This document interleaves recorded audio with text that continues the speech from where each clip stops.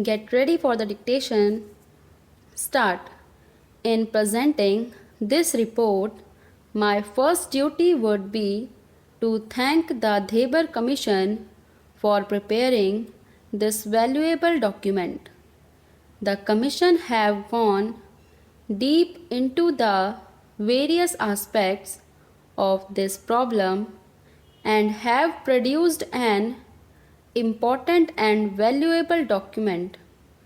The Commission had to tour a lot and they had to put in very hard work. I should like to convey my thanks and congratulations to the chairman of the commission, Shri Debar, and also to his other colleagues for this useful contribution. As the House is aware, the problem of the scheduled tribes has been constantly engaging the attention of the government since the Constitution was framed and adopted. Still, the government were not satisfied with the actual progress made.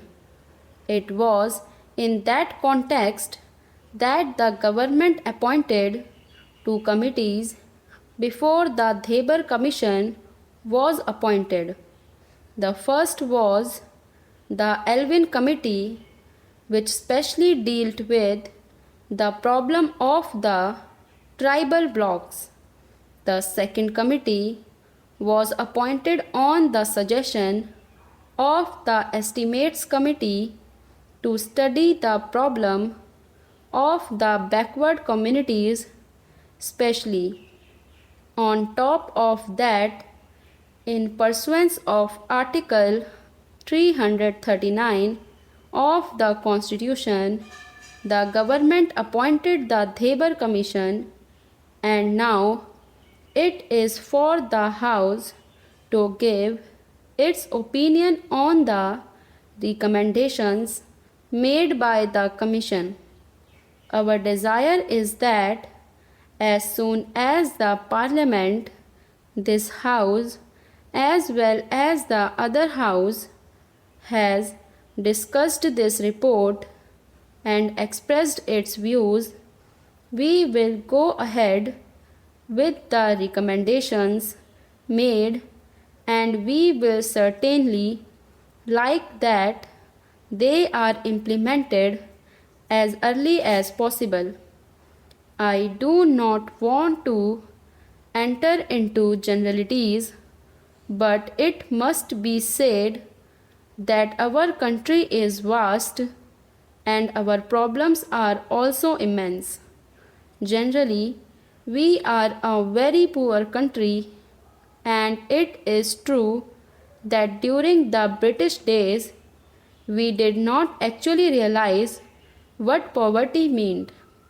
People suffered without much protest, but now, when the country is trying to go ahead with economic development, it is but natural that every section of our community should like to progress simultaneously.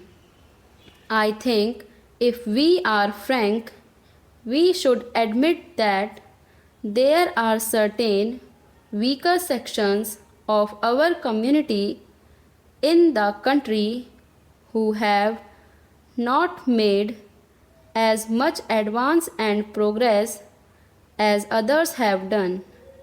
It has therefore become very important that we should lay special emphasis on the development of the scheduled castes and the scheduled tribes.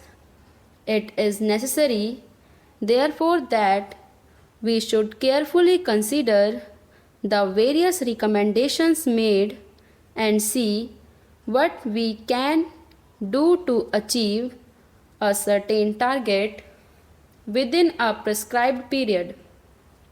The scheduled tribes have been living in isolated places, far off places, not connected with roads. They do not have any amenities of life, neither medical aid nor even proper educational facilities.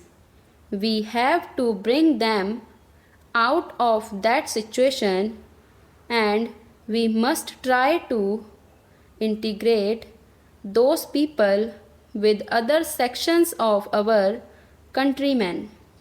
It is far from my mind to suggest that we should impose anything on them, whether our customs or our culture, though the culture is more or less common throughout the country, but every community has its own conventions and customs.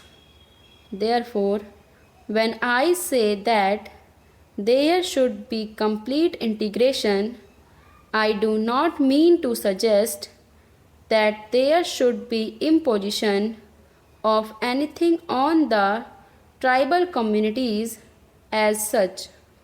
Still, it is essential that integration will only be possible if their standards are raised, if they are more or less brought to the same level where we or the other people are who are not so isolated.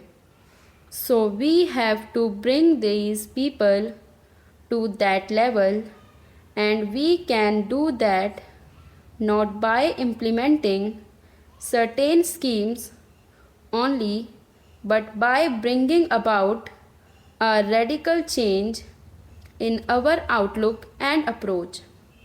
There may be different communities and different religions in our country, but India had its own unique tradition in the past, which we have to carry on and maintain even now. In fact, our philosophic base has been unity in diversity, and in it is our good fortune that when we are free, when we have become independent, various communities and religions exist in our country, and it should be our effort to bring about complete unity and solidarity amongst ourselves, even if our religions are different or we differ in our customs, rights, etc. So I think that it is a challenge to all of us, and I have no doubt that we will be able to meet this challenge. I do not want to take more time off the house. As I said in the beginning, I do not want to enter into generalities.